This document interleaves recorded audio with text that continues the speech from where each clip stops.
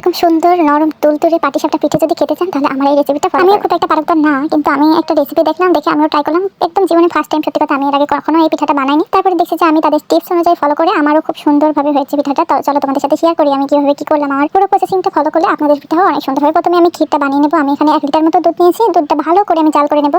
দেখতে পাচ্ছেন আমি খুব ভালো করে জাল করে নিয়েছি দুধটা। তারপর এখানে আমি একটু দুধ আমি রেখে দিয়েছিলাম, সেই দুধের মধ্যে একটু চালের গুঁড়া দিয়েছি, মানে দুধটা হচ্ছে ঘনত্ব আনার জন্য। ওই চালের গুঁড়াটা অনেকটা হেল্প করে দুধটাকে একটু ঘনত্ব আনতে।